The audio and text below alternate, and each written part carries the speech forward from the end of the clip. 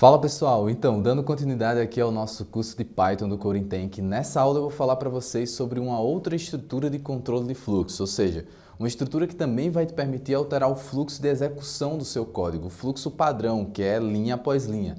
Essa estrutura vai ser o while, tá pessoal?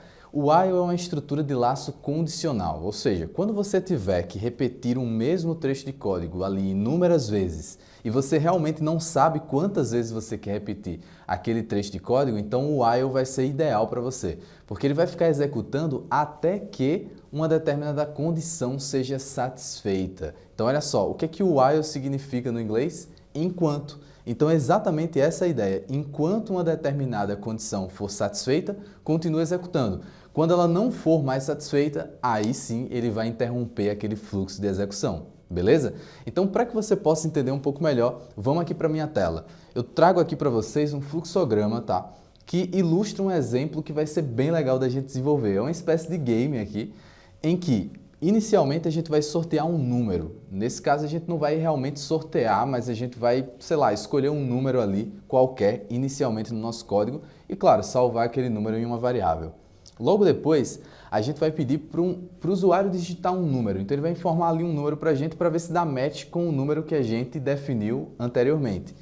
Enquanto o número que o usuário chutou ali for diferente do número que a gente definiu no início, a gente vai continuar informando para ele, olha, você errou aí no número que você digitou, então informa um outro número e aí a gente vai ficar solicitando a ele até que ele acerte aquele número. Então é exatamente isso que esse fluxograma mostra para a gente, tá pessoal? Como vocês podem ver aqui, ó, o número obtido, ou seja, do usuário, é diferente do número desejado, ou seja, o número que a gente sorteou? Se sim, então obter um número do usuário novamente. Percebeu que a setinha volta para o início, volta para aquela parte ali em que ele solicita novamente um número do usuário? Então é exatamente aí que entra o laço, tá pessoal? A gente chama de loop, ou laço de repetição.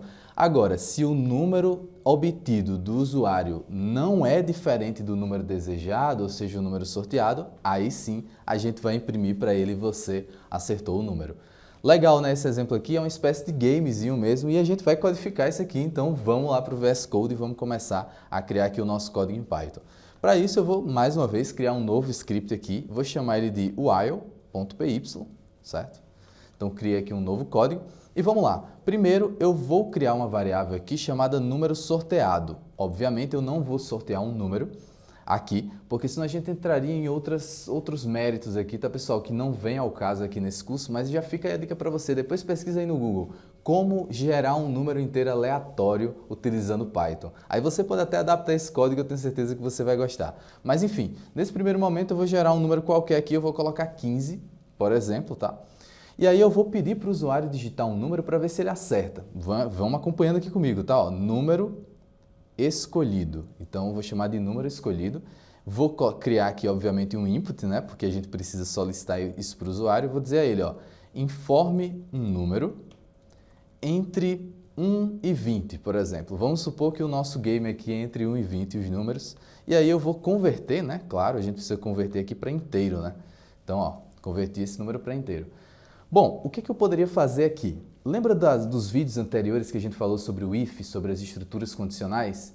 Então, olha só, eu poderia fazer um if aqui, tá? E dizer o seguinte, ó, se o número sorteado for igual a igual, então lembra, para comparar eu uso dois iguais. Se eu quiser saber se uma coisa é igual a outra, são dois iguais. Um igual só é uma atribuição, tá? Então, ó, número sorteado é igual ao número escolhido, então, dois pontos, né?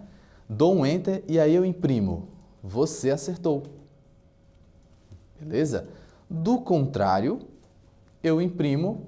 Você errou. Poxa, Alisson, mas tu não disse pra gente que ensinar aí o while, tu tá colocando o if para te mostrar uma coisa super importante aqui. Então segura aí um pouquinho, tá? Ó, vou executar aqui esse código, informe o número entre 1 e 20. Eu sei que o número é 15, concorda? Porque fui eu que defini o número lá em cima. Então vou digitar 15 aqui, vou dar um Enter. Olha só, você acertou. Beleza, veja que acabou a execução.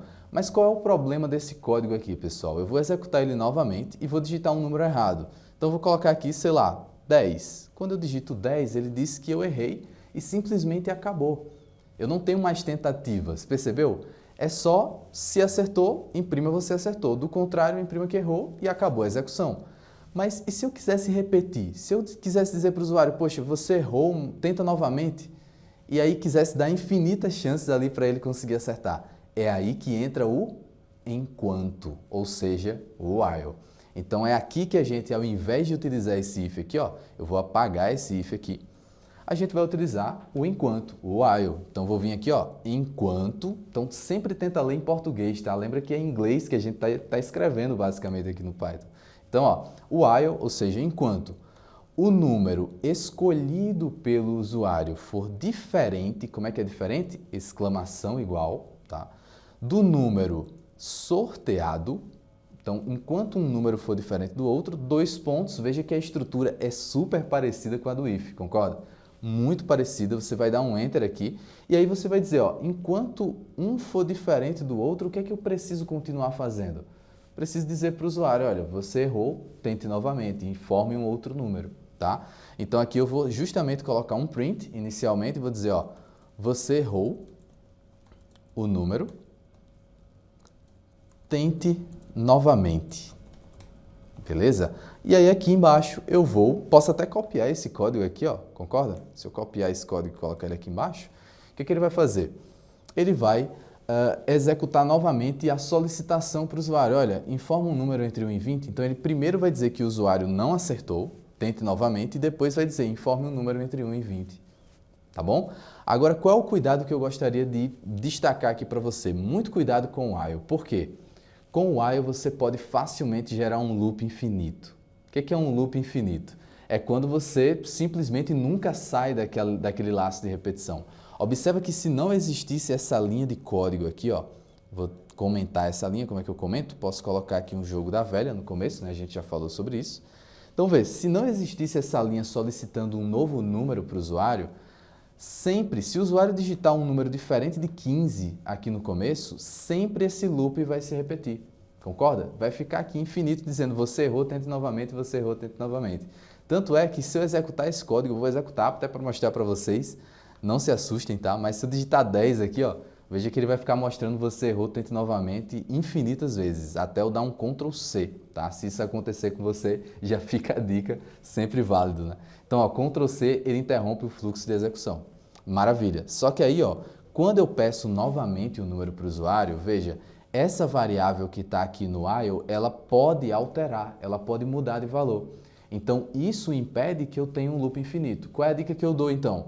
Sempre que você tiver variável aqui nesse while, observa se essa variável de fato muda o valor dentro do while, porque se não mudar, vai ficar no loop infinito, ou corre um risco muito grande disso acontecer, tá bom? Então veja, eu preciso ter a possibilidade de alterar essa variável aqui dentro dele.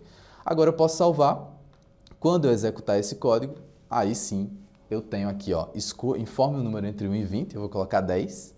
Veja, maravilha, né? Você errou o número, tente novamente. Então, informe um número entre 1 a 20 novamente. Eu vou colocar, sei lá, 12.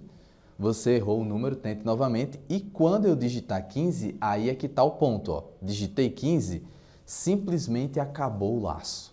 Ou seja, o número escolhido é diferente do sorteado? Não, é igual. Então, não satisfaz mais a condição do laço, consequentemente, ele vai encerrar a execução desse programa. Beleza? Só que aí tem um detalhe, a gente encerrou, mas a gente não mostrou que ele acertou.